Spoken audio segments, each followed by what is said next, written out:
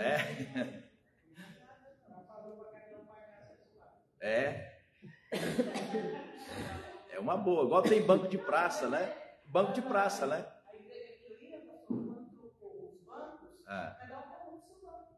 Quando você vai na... Essa é uma estratégia utilizada pelas prefeituras. Quando você vai nas praças, né? Os bancos têm, aqueles bancos de cimento, né? Eles têm propagandas ali, né? Então, e lá no interior isso é muito claro. A gente veio do interior e a praça foi reformada, então durante um tempo foi feita a propaganda na cidade. Olha, a família, o comércio que quiser doar o banco, vai ter descrito lá. O povo na cidade pequena quer aparecer, aí foi, né? Mas aqui, se for dada essa ideia, não vai colocar o nome, não. Teve, né?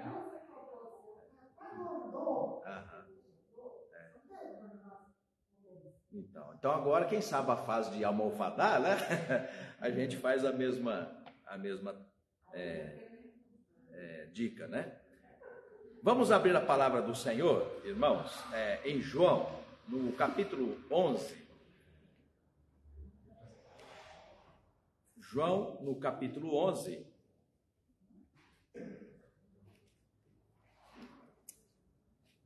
Como vocês sabem, praticamente todo o capítulo 11 de João, do Evangelho, é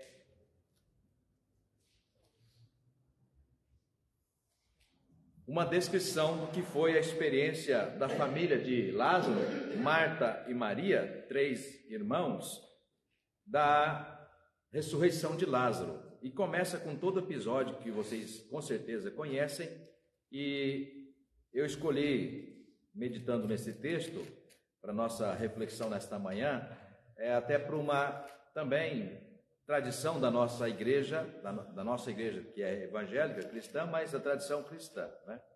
É muito comum a gente lembrar domingo de Páscoa, domingo passado, mas na tradição cristã, o domingo de Páscoa não é só o domingo da ressurreição, né?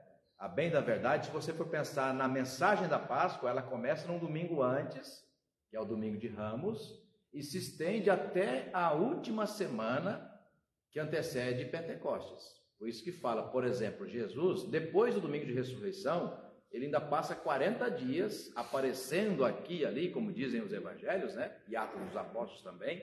Ele passa 40 dias aproximadamente com seus discípulos, inclusive os preparando e falando, fazendo menção ao dia de Pentecostes. Então, por isso que conta, né? Aí, uma das traduções para Pentecostes é 50 dias. Então, 49, que é 7 semanas de Páscoa, 7 vezes 7, 49. E no 50º dia, Pentecostes, né? Penta de 5, no 50º dia, de acordo com a tradição e a contagem que se faz na Escritura, desce o Espírito Santo, Atos 2, né? Então, por essa razão, a Páscoa, na verdade, são 7 semanas. São 7 semanas. 7 vezes 7, 49, e no 50º dia comemora-se o dia de Pentecostes. Então, o tema da ressurreição de Lázaro ainda está nesse espírito, né, da gente pensar e refletir sobre o tema da Páscoa. Inclusive as mensagens, permitindo Deus, até o último domingo de abril, a gente vai caminhar na direção do tema da Páscoa e o seu sentido para a história da igreja e para o povo de Deus. João, no capítulo 11, inicialmente eu vou ler do verso 38 ao 46 e depois a gente vai consultar algumas outras passagens para atender a esse tema que eu quero refletir com vocês. Uma pedra em nosso caminho. Uma pedra em nosso caminho. João capítulo 11, eu vou ler do 38 ao 46, depois nós vamos orar e depois eu vou distribuir alguns textos, como é do nosso costume, para a gente atender a este tema.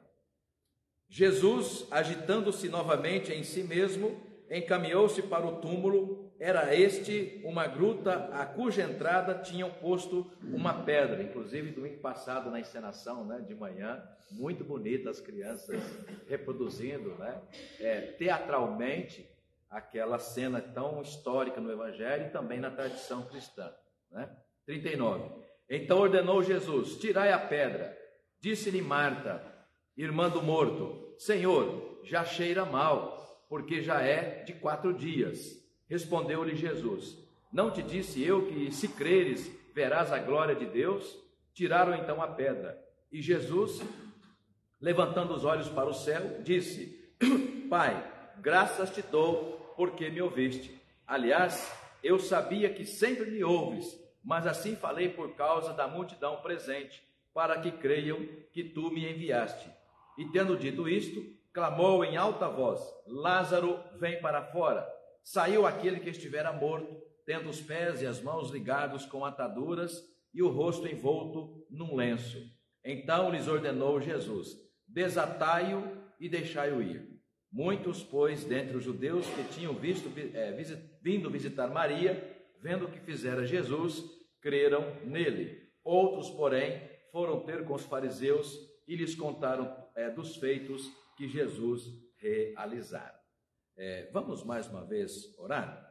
Dirigir a Deus em oração, pedindo sabedoria e discernimento para esse tempo de meditação na palavra. Pedir ao presbítero Denilson nos dirija ao Senhor.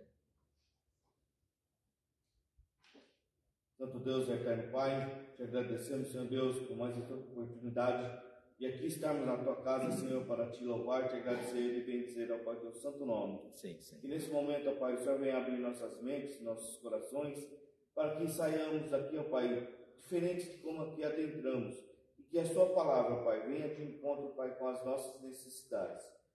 Abra, Senhor Deus, nossas mentes, ó Pai, dá-nos o teu perdão e a tua paz. É o que eu te peço e agradeço em nome do Senhor Jesus. Amém. Amém.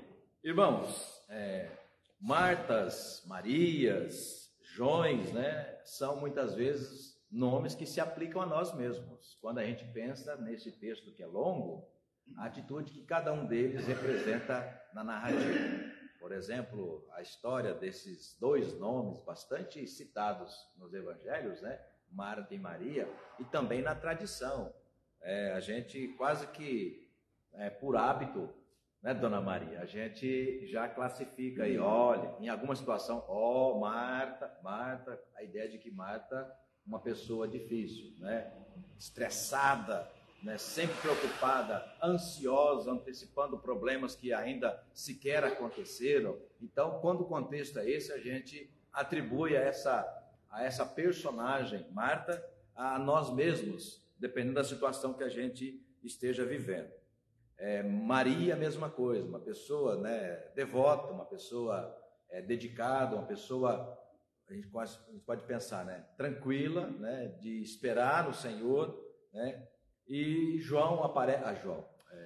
Lázaro aparece pouco, mas às vezes poucas que aparece diz menção a alguém muito chegado a Jesus, né? Então, de fato, um amigo, porque inclusive o texto diz que Jesus chorou quando soube da sua morte, tá? Vamos voltar um pouco lá na origem do capítulo, no capítulo 11, e eu vou destacar alguns personagens, aliás, esses personagens, mas em torno de algumas atitudes que, por vezes, parecem reproduzir o nosso dia a dia, né? E lembrando mais uma vez, ou dizendo mais uma vez, o tema que eu quero compartilhar com vocês é uma pedra no meio do caminho. Às vezes essa pedra a gente acha, né, impossível de ser removida. Outras vezes nós mesmos queremos colocar uma pedra, né? O dito popular é, vamos colocar uma pedra em cima disso. Ou seja, em vez de resolver o problema, a gente fala, vamos colocar uma pedra, né? Mas se em algum momento um acidente ou qualquer outra coisa, uma força que remover a pedra, está lá de novo o problema, né? Voltando com mais força, inclusive. Então, no verso 3, João 11, no verso 3, mandaram, pois, as irmãs de Lázaro dizer a Jesus: Senhor, está enfermo a quem amas, né?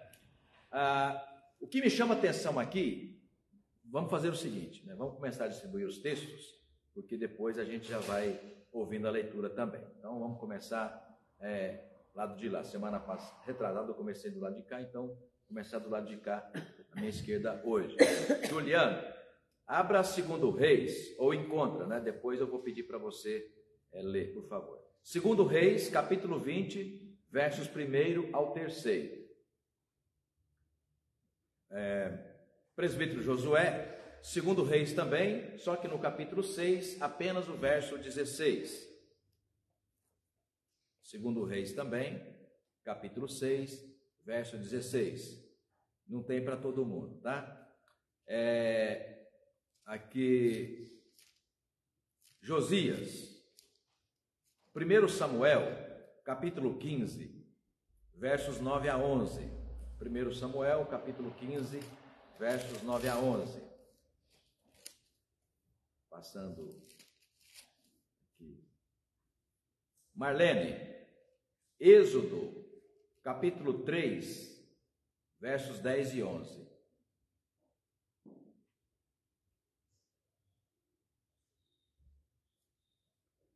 Bina, 1 Samuel 17, 26.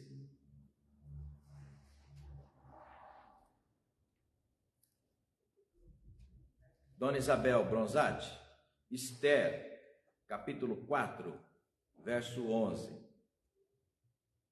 Esther, capítulo 4, verso 11. Leila, Jó 2, 9. Jó 2, 9.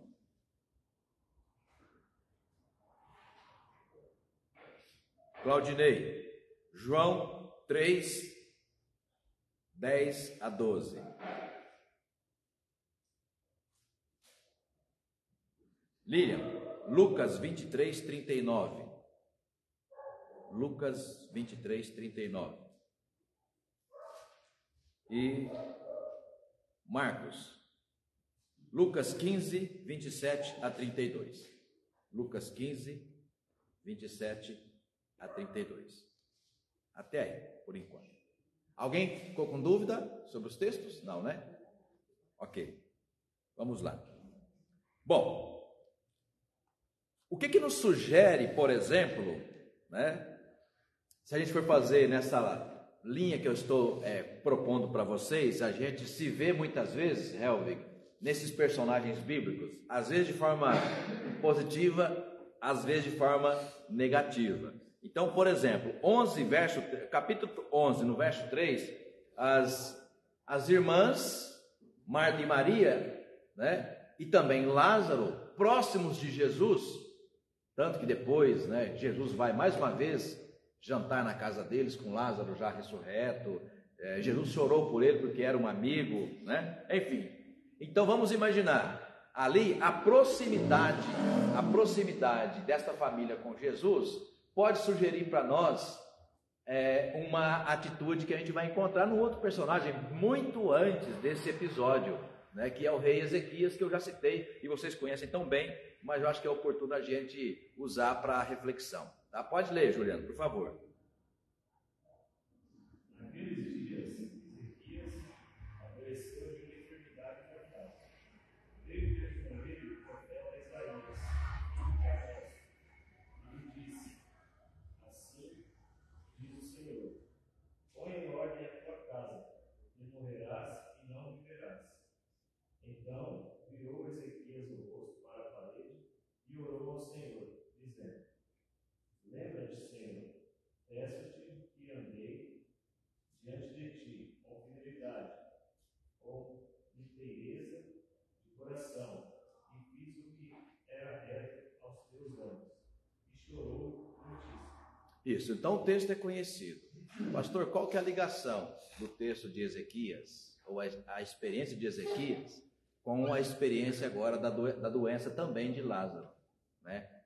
Irmãos, pensem, às vezes a gente tem uma tendência muito grande de duas coisas. A primeira, dependendo da nossa proximidade de Deus, que é a carteirada que eu costumo brincar, né? A carteirada é quando chega uma autoridade, em vez de cumprir a lei, ele quer usar a carteira de oficial dele para dizer, não, geralmente é aquela, tipo, um policial federal, né, ou um deputado que cometeu uma infração no trânsito, aí a polícia para, ele, em vez de mostrar a carteira de identidade, ele mostra a carteira ali de oficial. Olha, eu sou, né, uma autoridade. Aí o guarda poderia dizer, mas e daí eu com isso? Né? Você cometeu aqui uma falta, um delito, você tem que ser responsável por isso. Né? Então a proximidade de Ezequias com Deus, leva-o a dar essa carteirada em Deus, né? Senhor, mas pera lá, o senhor tem certeza que sou eu? Eu sou teu servo íntegro, ando nos teus caminhos, né? Não é justo o senhor me mandar arrumar a mala que o senhor vai me chamar, né? Essa é uma primeira questão. A gente muitas vezes, né, pela proximidade que nós temos de Deus, a seriedade com que a gente leva, Dona Isabel, a nossa vida com Deus, a nossa espiritualidade, o nosso compromisso com Deus, a gente acha que tem mais direito do que outro.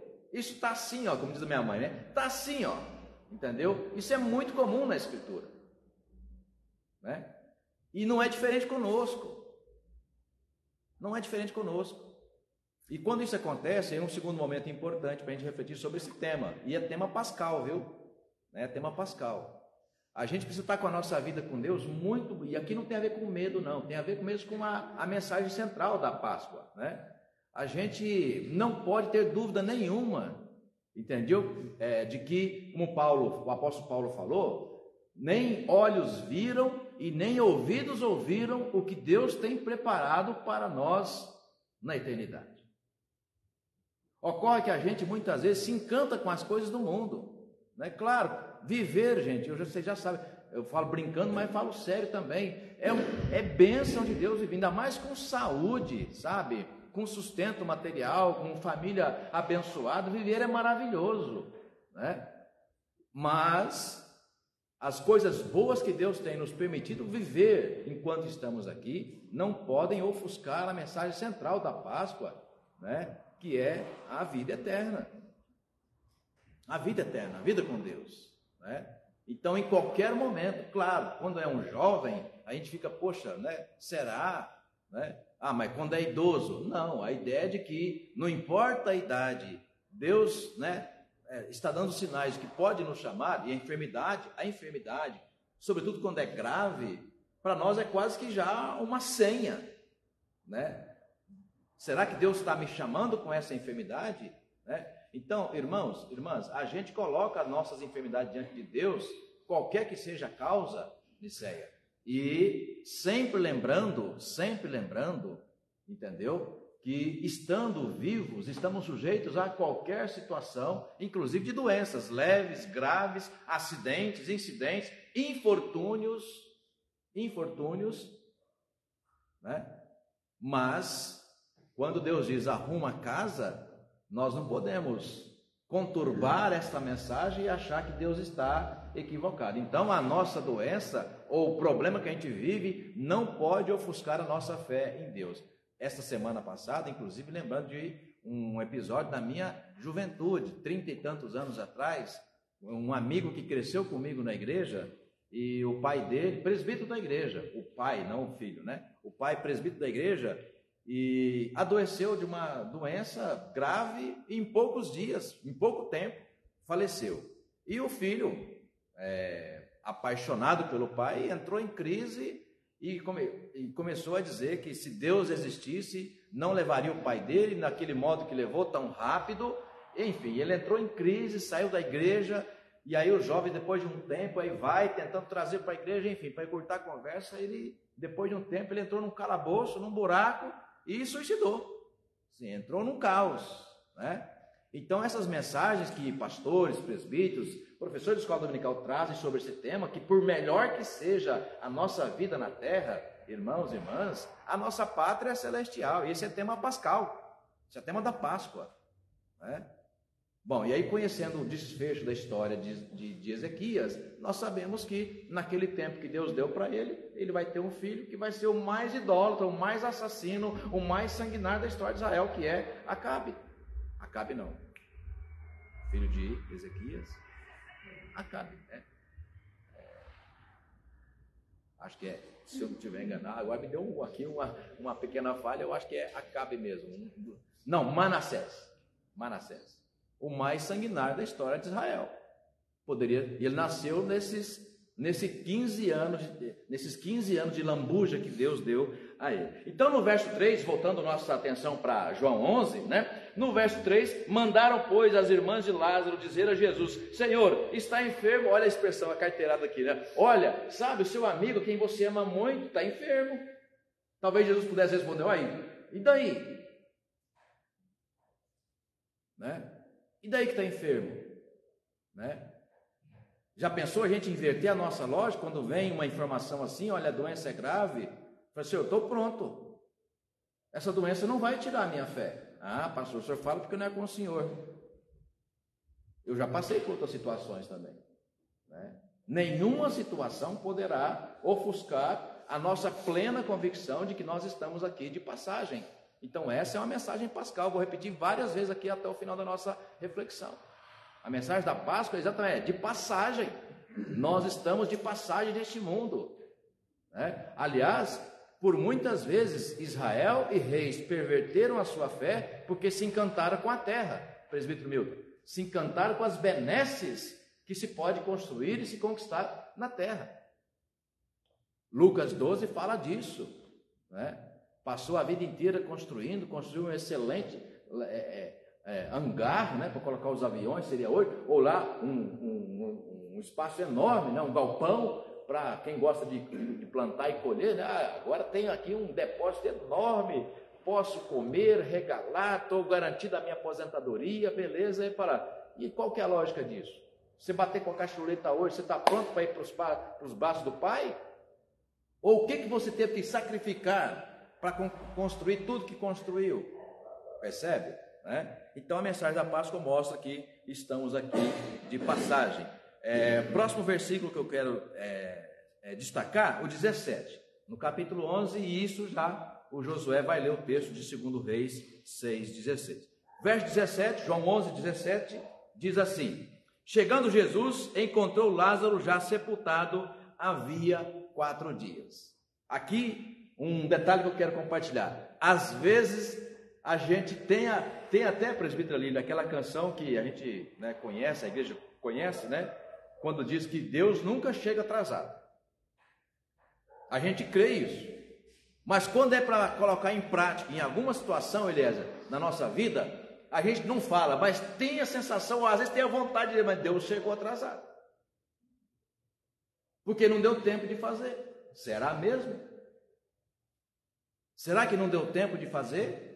Ou Deus não tinha um propósito de fazer, e a gente confunde o tempo de Deus, que é kairos, tempo divino, com o tempo humano, que é cronos, é segunda, é terça, é janeiro, é dezembro, é o ano 2, é o ano 5, é o ano 70, esse é o nosso tempo, né? O tempo de Deus não, é o tempo divino. Como Pedro fala, 1000 anos para Deus é um dia. É como se fosse um dia, e um dia é como se fosse 1000 anos, ou seja, o tempo de Deus não é o nosso tempo. Então Deus não chega atrasado. Ele só tem um propósito que é diferente do nosso, né? O texto é 2 Reis 6,16. Pode ler, por favor. Ele respondeu: não temas, porque mais são os que estão conosco do que os que estão conosco. Isso, eu gosto muito do texto, é só um versículo, é uma história um pouquinho longa, né? Mas Eliseu com o seu jovem, né, ajudante, numa certa batalha, acorda-se de manhã, né, o jovem vai lá fora, olhar o quintal, quando ele olha, estava coalhado de exército, né, inimigo, com um cavaleiro, com um instrumento de guerra, eles estavam indo no encalço de Eliseu. Ao jovem, imaturo ainda, né, jovem ainda, com pouca experiência com Deus, vai lá correndo, desesperado, e fala para o profeta Marcos, fala, tem uma enormidade de exército lá fora, estamos perdidos. E eu fico tentando imaginar, algum dia, quem sabe, fica o desafio aí para a gente chamar as crianças ou adolescentes para fazer uma peça de teatro reproduzindo essa cena. Eu fico tentando imaginar, Cleide, né, a tranquilidade de um homem de Deus experiente, maduro, estou pronto, em qualquer situação, estou pronto. Se você falar, arruma a tua casa, opa, alegria, vou para o céu, né? Tente imaginar. Ele fala, não, calma, maior é o que está conosco, ou maiores são os que estão conosco do que os que estão lá fora. O garoto ainda imaturo, olha, mas cadê que eu não estou vendo? Eu não estou vendo nada, né? Às vezes, irmãos e irmãs, nós estamos agindo como aquele garoto que é o auxiliar de Eliseu, né? E a gente esquece de Hebreus 11:1, que a fé não está fundamentada naquilo que você vê. É isso ou não? A fé não está fundamentada naquilo que você vê. A fé não está fundamentada naquele alambrado, se é forte mesmo, aquela pinguela, como fala no interior, no sítio do Josias, né? Aquela pinguela de um canto para o outro do córrego, né? Será que isso aqui aguenta, né? Aguentar um só aguenta, mas se tiver 4, 5 em cima da pinguela, vai quebrar? Não, a fé não está fundamentada nessas coisas que dão segurança enquanto nós estamos aqui, não. A fé é convicção de coisas que a gente não vê. A certeza de que vai se realizar. E por que é certeza? Exatamente porque não está balizado, não está garantido naquilo que é as coisas que a gente faz para trazer garantia, né? Então a resposta dele é de um homem maduro, Niceia, que está pronto. Se a gente tiver que morrer aqui agora, diria o profeta Eliseu, a gente vai morrer, porque isso é um propósito de Deus, né? Maiores são os que estão do nosso lado do que os que estão lá fora. E depois a oração dele é linda na sequência do texto. Senhor, dá a visão de crente para esse menino. Aqui é a tradução minha, viu? Mas mais ou menos isso aí que ele vai dizer, né? Permita que ele veja também a tua glória aqui nesse lugar, o que o Senhor vai fazer aqui nesse lugar, né? Então, quando dizem, quando Jesus chega, né? E fala, já está sepultado há 4 dias, a sequência do texto vai mostrar isso, né? O Senhor chegou atrasado. Se eu estivesse aqui, não teria acontecido isso. Será mesmo, né? Será mesmo que era nessa forma que Deus estava propondo aquele momento quase que final já no ministério de Jesus, né? Versos 20 e 21, aí mesmo em João, o próximo texto a ser lido, quem vai ler? 1 Samuel 15, 9 a 11, tá? Na sequência do texto de João 11 versos 20 e 21. Marta, quando soube que vinha Jesus, de novo, né, gente? Marta, tadinha da Marta. Vou encontrar lá no céu, falou, Marta, pensa na mulher estressada. Né? Marta, quando soube que vinha Jesus, saiu ao seu encontro. Maria fez o quê? Como sempre. O que ela fez? Ficou sentada. Marta, não. Eu vou encontrar ela. A hora que viu Jesus, foi a primeira. Eu vou falar umas boas para ele, né? Falar umas poucas e boas para ele, né? Marta, quando soube que vinha Jesus, saiu ao seu encontro. Maria, porém, ficou sentada em casa. Disse Marta, no 21, Senhor, se estiveres aqui, não teria morrido meu irmão. Né? Às vezes é o que a gente fala. Quantas vezes? Eu tenho certeza que alguém de vocês conhece alguém que teve uma decepção supostamente com Deus ou com a igreja, e fala, vou embora, né? E nunca mais voltou. Como assim decepção com Deus? Em que momento Deus nos decepcionaria? Em que momento Deus nos decepcionaria? Nem mesmo a morte, como diz o Salmo 112, porque até a morte é preciosa aos olhos de Deus, porque é uma promoção. Ainda que a gente, claro, não tenha muitas razões, ou todas as razões para não morrer, mas precisamos e devemos crer na mensagem bíblica de que a morte é uma promoção, e como Paulo fala, de novo citando, nem olhos viram e nem ouvidos ouviram o que Deus tem preparado para aqueles que o temem e o amam. Né? Então sim, morte é uma promoção. Que pode ser maior do que a morte? Nada, porque a morte né, como dizia um teólogo alemão, Dietrich Bonhoeffer, que morreu no campo de concentração, e essa frase todo professor de teologia cita no seminário, porque é muito marcante. Ele estava no campo de concentração, na Alemanha, e porque alemão e preso pelo próprio exército alemão, ele foi tido como um traidor, né? Ele era um pastor luterano, estava preso já há quase 3 anos no campo de concentração, e clandestinamente ministrando a ceia, né? E isso, gente, menos de um mês antes do final da guerra. Isso foi em 45. E aí ele estava servindo a ceia e de repente vem um soldado, um líder, né, do campo de concentração, um dos mais miseráveis que tinha. Aí quando ele apontou lá no meio do caminho, um dos auxiliares do pastor o viu, saiu correndo para avisar. E dizem que a frase dita foi essa: pastor, é o fim. E a resposta foi: não, é o começo. Então a ideia de que a morte é o fim, não é o fim, ela é o começo. É o começo do quê? da nossa experiência de glória com Deus. Nada pode ofuscar, irmãos e irmãs, essa mensagem de Páscoa. Essa é a mensagem de Páscoa. Nada pode ofuscar, nem muito menos a glória desse mundo pode ofuscar o que nós temos esperando como esperança, né, fundamental da nossa fé, que é a nossa vida com Deus na eternidade. Pode ler 1 Samuel, é você, Marlene? Desculpa, é o Josias. 1 Samuel, capítulo 15, versos 9 a 11. Saul e o povo pouparam Agag e o melhor das ovelhas e dos bois, e os animais gordos, e os cordeiros, e o melhor que havia, e não os quiseram destruir totalmente. Porém, toda a coisa vil e desprezível destruíram. Então veio a palavra do Senhor a Samuel, dizendo: arrependo-me de haver constituído Saul rei, porquanto deixou de me seguir e não executou as minhas palavras. Então Samuel se contristou e toda noite clamou ao Senhor. Eu sempre gosto de citar esse texto, porque eu lembro que é a segunda de várias outras que vão ter, tá? Mas é a segunda chance que Deus deu a Saul, né? E a segunda chance que também ele, não é que ele perde, ele simplesmente não está preocupado com ela. E eu acabo lembrando um pouco, em menor comparação, mas lembrando um pouco de Marta, né? Marta é um personagem, é um personagem que eu digo assim, era da natureza dela. Agitada, preocupada, ansiosa, e aí aquela ideia, por que não resolver isso? Né? Por que não buscar uma solução para isso? Né? E a gente muitas vezes vai perdendo as oportunidades que Deus dá.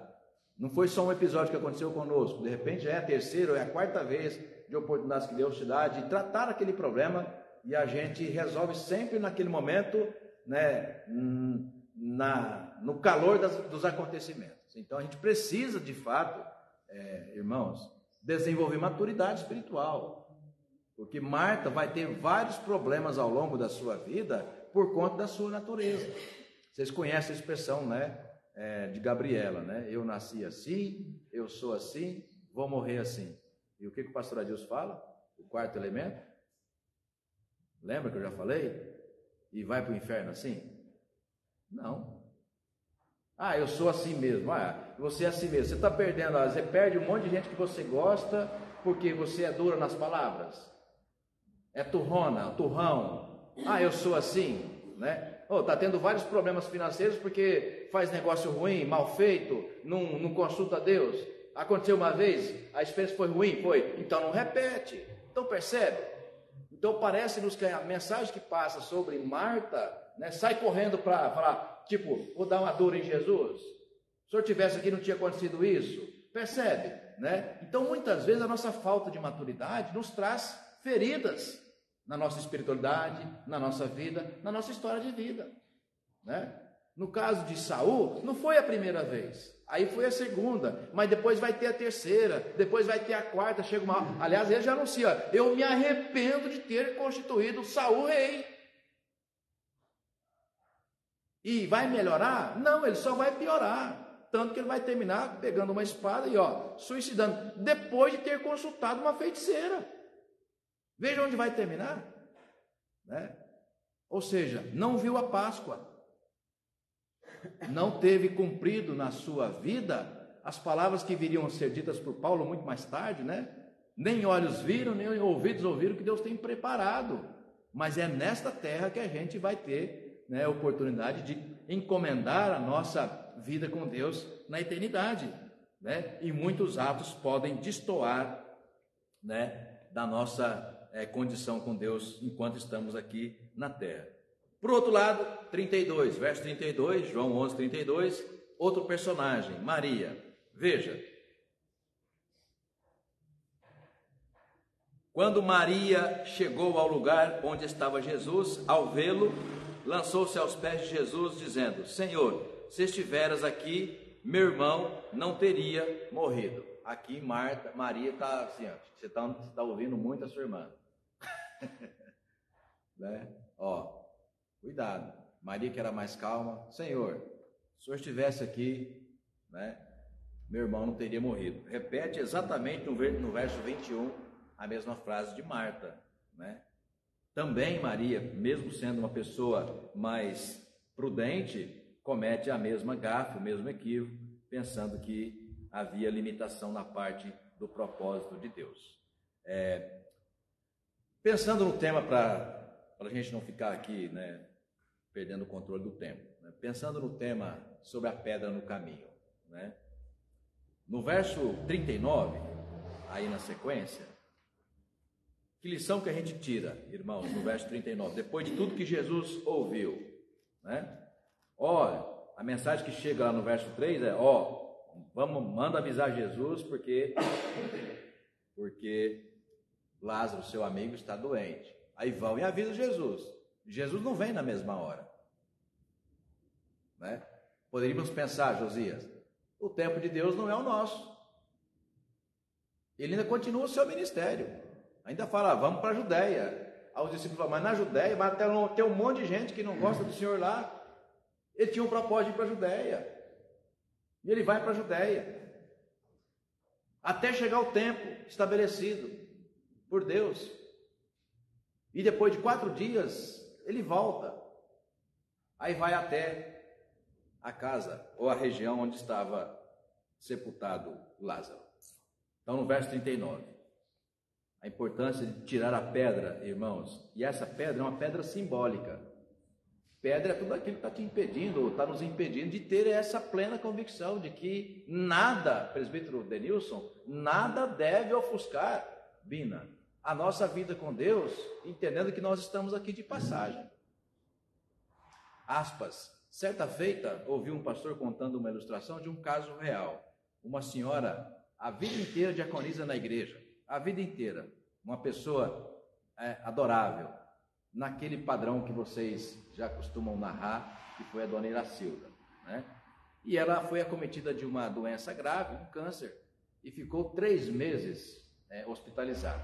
Então vocês sabem, quando alguém fica muito tempo deitado na cama, além daquele problema, qual que é o mais comum quando a pessoa fica muito tempo deitada na cama de hospital?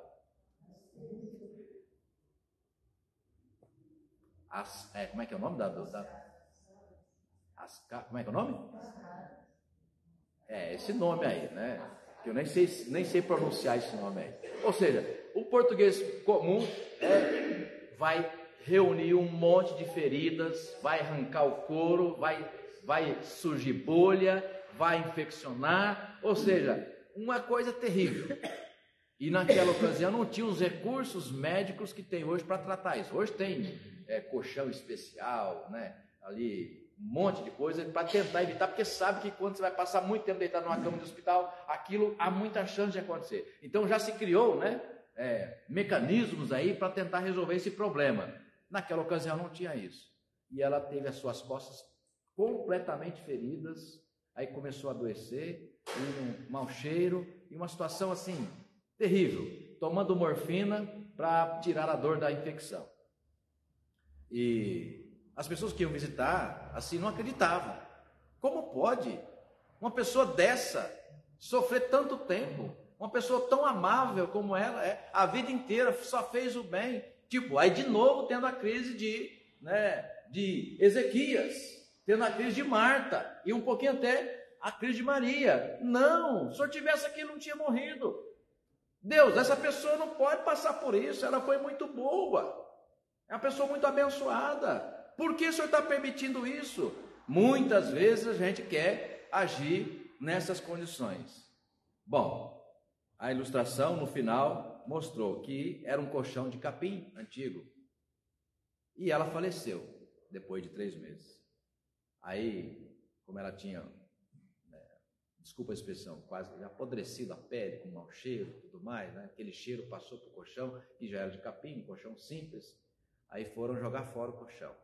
E aí quando foram jogar fora o colchão, perceberam que do lado do colchão tinha um buraco aberto, né? Aí viram aquilo lá, na hora que abriram, começou a cair um monte de papeizinhos no chão.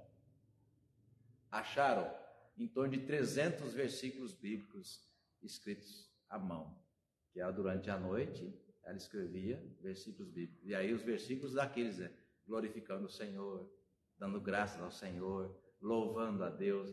E aí calou todo mundo, né? Ou seja, como explicar? Alguém num estado assim ainda está fazendo o que fez, escrevendo versículos bíblicos, pensando, vai que alguém encontra esse. E muitas pessoas encontraram os versículos, né? E foram impactados por aquela atitude. De quem você lembra? Qual personagem que você lembra? O primeiro mártir da história da igreja, Estevão. Ele tinha acabado de batizar, não, estou confundido com Filipe, né? Mas era um Estevão, um homem de Deus, evangelista, nato também, homem amoroso, e de repente termina do jeito que terminou. Enquanto estava sendo apedrejado o réu, ainda ele pede para que Deus tenha misericórdia dos seus algozes. Senhor, perdoa-lhes, eles não sabem o que estão fazendo. Percebe? Então esse é um estágio, Bina, de alguém que está muito, muito maduro na sua fé. De alguém que não tem dúvida nenhuma de que esse mundo não é melhor do que a pátria celestial. E aqui, gente, né, o senhor Oscar não está hoje aqui. Se tivesse um psicólogo para dizer, olha, e o pastor está com a ideia então de que a vida no céu é melhor do que aqui. Para alguns psicólogos dizem que é falta de autoestima, é pouco apreço pela vida humana. Não, eu amo viver, como vocês sabem disso, mas eu tenho plena convicção, né, de que a nossa vida aqui em nada suplantará aquilo que Deus tem preparado para nós, amém? É o que eu creio, né? Então no 39 diz, então ordenou Jesus, tirai a pedra, disse-lhe Marta, irmã do morto, de novo, né? Segunda ou terceira vez, Senhor, além de dizer, o Senhor chegou tarde, agora vai dizer, olha, não há mais o que fazer, está cheirando mal, né? Desculpa aqui, né? De novo, citando isso aqui, esse é caso ainda não é ilustração, mas um caso real. Ouvi um pastor, colega meu, inclusive colega na faculdade, contando. Certa feita lá na região do Ipiranga, não a igreja do Ipiranga, na região, né? Depois que terminar o culto, se você quiser conversar com a escola dominical, se você quiser conversar, se tiver muita curiosidade, quiser saber quem eu conto para você, mas em público assim não, né? Numa reunião de oração, terminando a reunião de oração, a última oração, todo mundo fez um círculo, todo mundo se deu as mãos, né? E como a gente faz aqui, quem quiser pedir uma oração, quem tem um motivo para colocar diante de Deus de oração, né? Aí um fala uma coisa, outro fala outra, de repente alguém fala assim, irmão, ô pastor, vamos orar pelo fulano, parente da igreja, porque essa semana a gente descobriu, né, chegou notícia que o câncer dele agravou-se muito e já está com metástase. Aí quando ele falou já está com metástase, alguém estava ali na... então agora já é. Desse jeito, deu metástase e falou, não, agora não tem mais jeito, né? Como se Deus tivesse limite, entendeu? Do que ele pode fazer e do que não pode fazer. Então percebe? Há quanto tempo, Milton, aconteceu a experiência de Lázaro?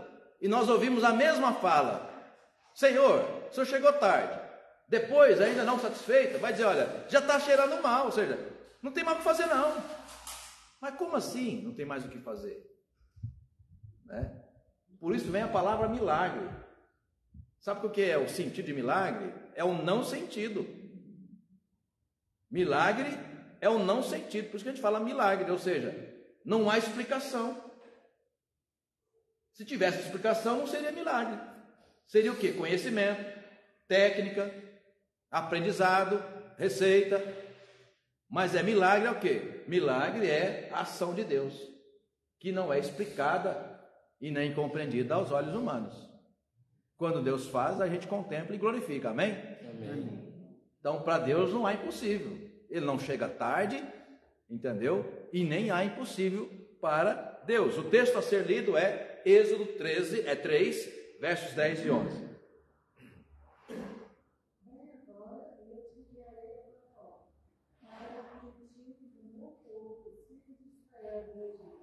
Então disse Moisés a Deus, quem sou eu para ir a Faraó e tirar do Egito os filhos de Israel? Percebe que Lília, é sempre o mesmo modus operandi, né? É sempre o mesmo modo do ser humano agir, né? Então vamos pensar. o assistente de Eliseu, Senhor, o chefe, estamos perdidos, lá fora tem um batalhão. Ou seja, a gente quer comparar Deus, Niceia, com o nosso tamanho. Então a gente vê o desafio e fala, a gente não é capaz de fazer. E muitas vezes o que a gente acha que não é capaz de a gente fazer e não é mesmo capaz de fazer, a gente projeta para Deus. E aí fala, Deus também não pode fazer. Ó, lá fora tem um batalhão, nós só estamos 2 aqui, a gente não vai ganhar. Né? O Ezequias fala assim, ó, não, Senhor, o senhor está errado, não chegou minha hora. Né? Bom, o Moisés faz o quê? Ele olha para o que representa o Egito e o faraó, ele fala, não, eu não posso ir, eu não consigo fazer, né? Mas não é você quem vai fazer. O limite é nosso, seu Arlindo, não para Deus. Tá? Próximo, 1 Samuel, quem vai ler? 1 Samuel, é Bina? 17, 26. Então Davi perguntou aos homens que estavam perto dele: o que será dado ao homem que matar esse filisteu de Israel que tal pronto? Quem é esse filisteu para afrontar o exército do Aí você tem um texto clássico, né? O Davi, ainda jovem, mas temente a Deus, as experiências que teve no campo, ele fala assim, olha, quem esse cara pensa que é para afrontar o exército do Deus vivo? Né? Com ousadia e fé e coragem, ele vai, né? Mas quando ele enfrenta o filisteu, a mensagem é muito bonita, né? Tu vens contra mim com espadas e cacetetes, eu, porém, irei contra ti em nome do meu Deus. Então aí, de fato, você inverte. Não é você que é capaz de fazer, mas sim você que espera que Deus faça, e Deus fará, se for o propósito de Deus fazer. Né? Dona Isabel, Esther 4, 10 e 11.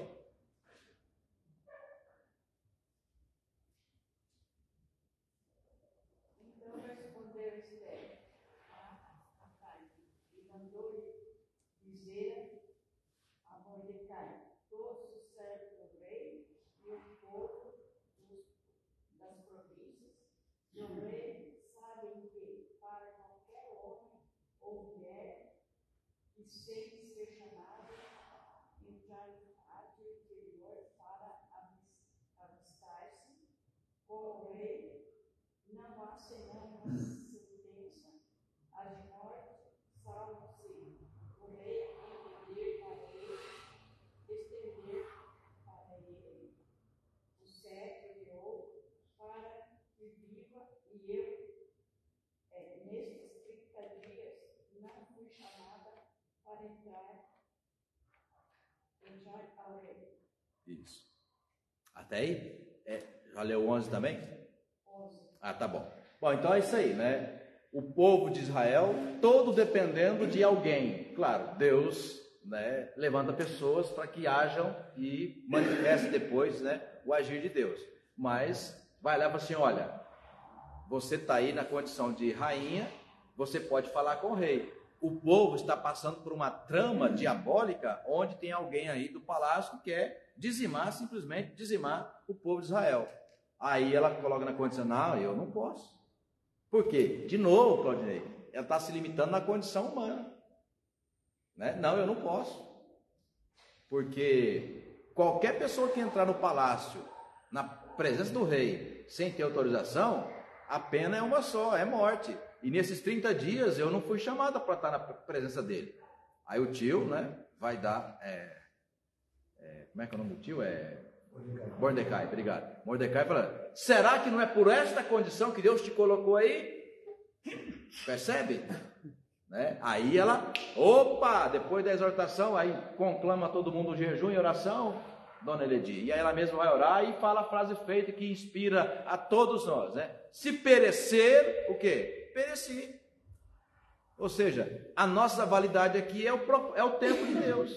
Se ele falar arruma a casa, se tiver que morrer, né? Estamos prontos. Né? Jó 2, Leila, 9. Então a sua mulher lhe disse: ainda retens a tua sinceridade? Amaldiçoa a Deus e morre. A frase feita também, histórica, né? Da mulher de Jó. Ou seja, a gente anda com Deus até que a nossa vida esteja, né, intacta. Está tudo certinho, a casa, a família, a despensa, a saúde, mas se chegar algum problema aqui, nós vamos testar Deus. Aí você vai falar com Deus, pede, Deus não resolve, né, ou do jeito que você acha que Ele tem que resolver, né, Deus chega atrasado, agora não pode mais fazer, então agora não sei, amaldiçoa esse Deus e morre, ou seja, não perca mais seu tempo. Aí a palavra de Jó para a mulher, né?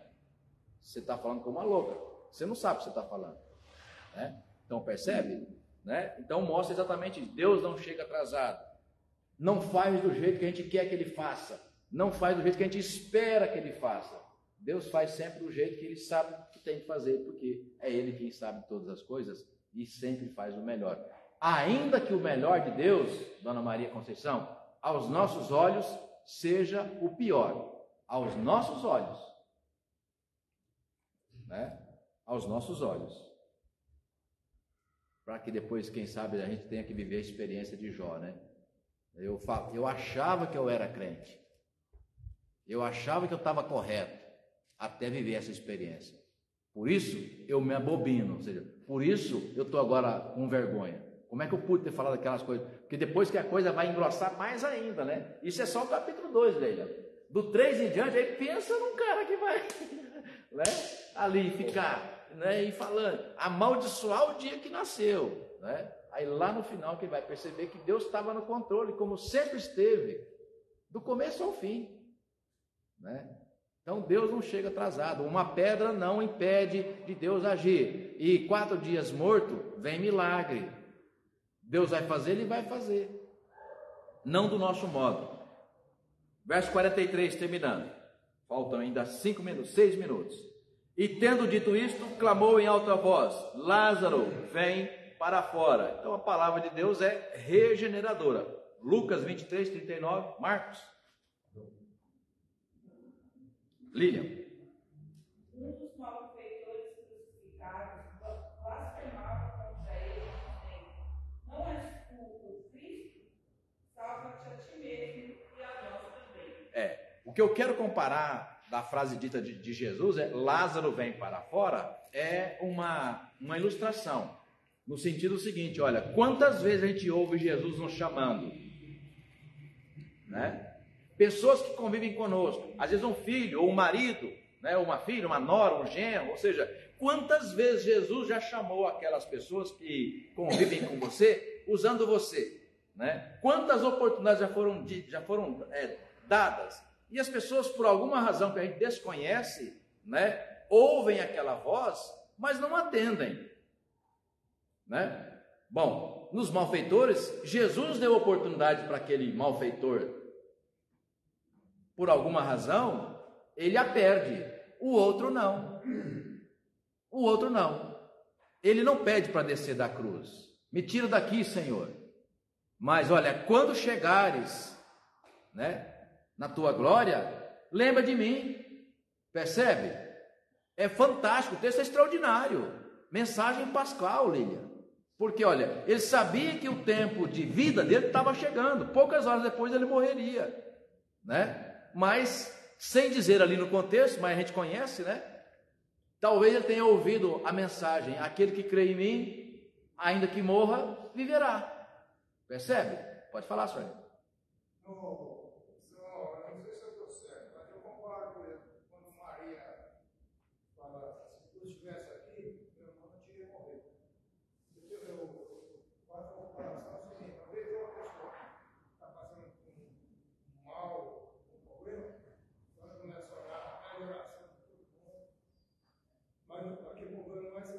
Sim. Eu acho que Deus esqueceu. A colocação do senhor me fez pensar, às vezes, que pessoas que mudam de igreja, porque eu já ouvi isso, sendo pastor de igreja há 25 anos, né, eu já ouvi, né? Essa igreja aqui é fraca. Essa igreja é fraca, né? Lá no Paraná, no interior, as pessoas falam isso abertamente. Quando eu cheguei para pastorear a igreja lá no Paraná, em Quatiguá, um presbítero falou para mim, pastor, aqui os presbiterianos têm a fama de que a nossa igreja é fraca. Eu falei, é? Mas por quê? Porque a gente ora, seja feita a tua vontade, Senhor. E aí, não é aquela oração, Cleide, que tem por aí, que o povo fala, eu determino, né? Deus já é Senhor, é servo, ou seja, manda e ele tem que fazer, né? Os presbiterianos não fazem isso. E aí a fama de uma cidade pequenininha, como é lá, 7 mil habitantes, né? A nossa igreja é fraca, as pessoas não ficam, né? E alguns que chegam, fazem um teste, né? Se não acontecer coisa extraordinária, não, é fraca mesmo, né? E aí muda. Bom, é fraca? Não, não é fraca. Agora, se a lógica é fazer coisas para impressionar aqui na terra, é fraca. Mas aonde ela é forte? Na mensagem central. Aquele que crê em mim, ainda que morra de câncer, pobre, Lázaro, né? Mendigo, não importa. Mas Jesus falou na parábola, né? Nós temos que ser ricos para com o quê? Com ele, né? Juntar um tesouro no céu. Então a nossa pátria não é aqui. E nós presbiterianos não temos culpa de compreender assim o Evangelho. Louvado seja o Senhor, porque assim a gente compreendeu o Evangelho, né? Que adianta ser forte aqui na terra e naquele último dia? Aliás, Mateus 7, né? Senhor, mas em teu nome eu fiz tanto milagre. Curei gente, ressuscitei, né? Ele, afastai-vos de mim, porque eu nunca vos conheci. Percebe? Né? Então a mensagem do Evangelho é essa. A mensagem pascal não é nesta terra, e sim na pátria celestial. João 3, 10 a 12. Já estamos terminando.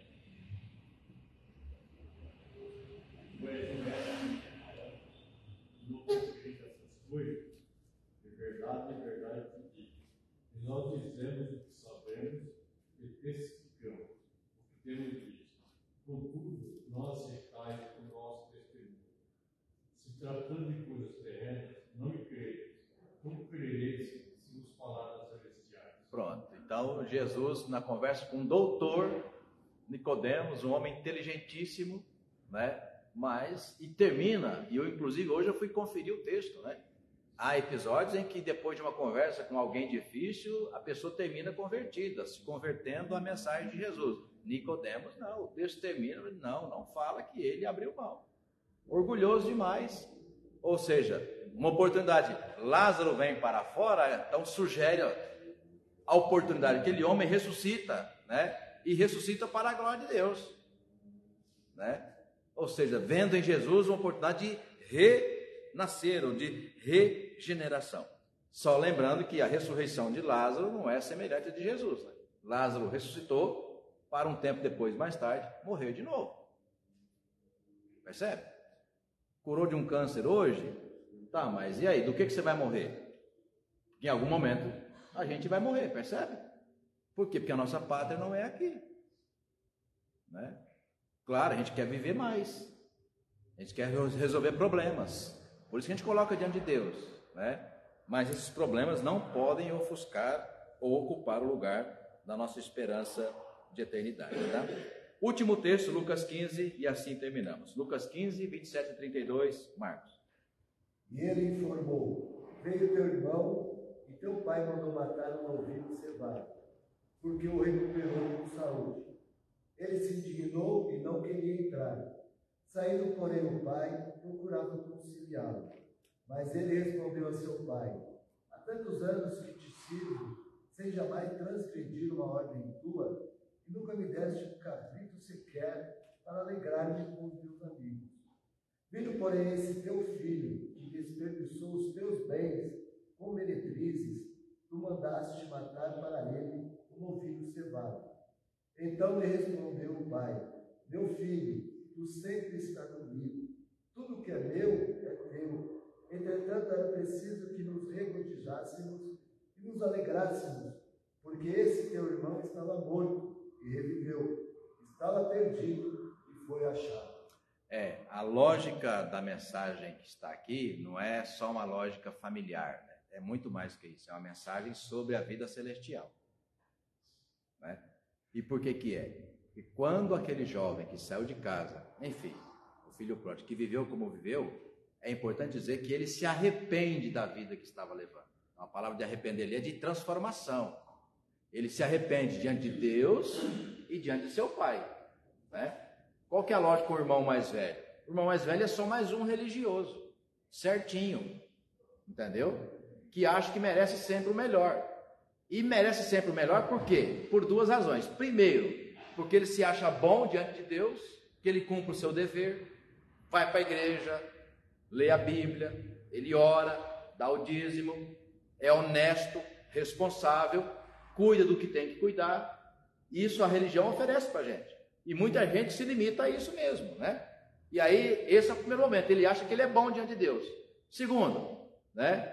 Quando ele se compara a quem não tem esse mesmo procedimento, Marcos, ele está na condição de julgar. Ah, eu sou assim, eu sou um bom crente, mas ao passo que, aquele ali...